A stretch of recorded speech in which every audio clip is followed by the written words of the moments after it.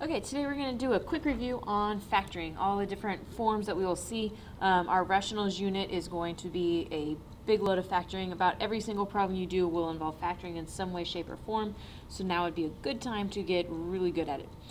So basic factoring, we're looking for what multiplies to be 6, adds to be -5. So the last one is always your multiply, middle one is your add. So things that multiply to be +6, add to be -5. We're multiplying to be positive, adding to be negative. We know they're both going to be negative. So 6 and 1 multiplies to be +6, but do not add to be -5. Those would add to be -7. We could also think about -3 and -2. Multiply to be +6. Those do add to be -5. So factored form would be x minus 3, x minus 2. All we're doing is factoring. We are not solving. Factoring, you're going to leave it here. These two statements should be equivalent to each other, both of those expressions. You notice on this one, first thing you should notice is that we've got a negative. We do not want to have a negative x squared, so we need to make sure we make this positive. We also notice that all three terms divide by 2, so we're going to factor out a -2 first. Means all terms divide by -2. So we'll have x squared plus x, because -2x divided by -2 would be +x. 4 divided by -2 would be -2. So we factor out the -2 first, and now we're going to look at the inside. We have to keep that -2 because we're factoring. That -2 up front has to stay there. So multiplies to be -2, that adds to be +1. That would be +2 and -1. +2 times -1, multiply to be -2. +2 plus -1 adds to be +1. So this would be your factored form. Swing and divide is what we want to use if we've got a number in front of our x squared. Now the first thing you always need to look for is here we had a number in front of x squared. When we divided it out, we didn't have that problem. Here all three terms will all divide by 3. So we need to show that factor of them all being divisible by 3. Pull that factor of 3 out. We get 2x squared plus 7x plus 6. When we do that, we still have the 2 in front, so this is where we could swing and divide. You can also just guess and check, so you can come 3 and then figure out 2x times x, because you know it's going to be 2x squared. You could guess and check these numbers. The more you do, the closer and the easier you'll be able to do this. But for now, I'm just going to show you swing and divide. So multiply the first number times the last number. We got 3 times, that 3 stays there, x squared plus 7x plus 12. So now we're looking for what multiplies to be 12, adds to be 7. So we've got x plus 4, x plus 3. Now we swung, we did our swing, we cannot forget to divide. The biggest thing about swing and divide is forgetting to divide. So make sure if you need to write it out, swing and divide, come back and check. Since we multiplied by 2, whatever number you multiplied by, that's what you divide by. So divide by 2 each term. So 4 over 2 is just 2, so we'll be left with x plus 2. 3 over 2 does not reduce, so we're going to multiply, or just bring that 2 up, and we'll have 2x plus 3, and that will be your factored form. Hey, now, you really should rewrite it as 3 times 2x plus 3 times x plus 2. It just looks nicer that way, but I'm not going to be that particular. This next question, here again, if you look, these first two can divide by 3, but the third term can't. The second two divide by 5, but the first one can't, so nothing is divisible in here. So we're going to just start with swing and divide. So 3 times 5, so we'll have x squared plus 15x plus 15.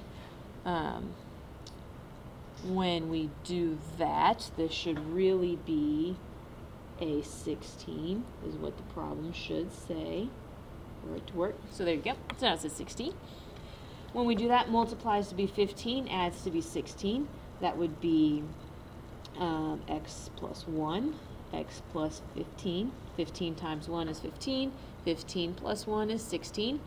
Since we swung, we multiplied by 3. Now we have to divide by 3. 1/3 does not reduce, so we'll have 3x plus 1. 5 over 3 is just 5, so x plus 5, and that is your factored form. Again, if you were to multiply this back out, you should get the original problem. If you were to distribute this, do your double distribute or your FOIL, then multiply them all by 3, you should end up back up here at your top answer, or your beginning expression.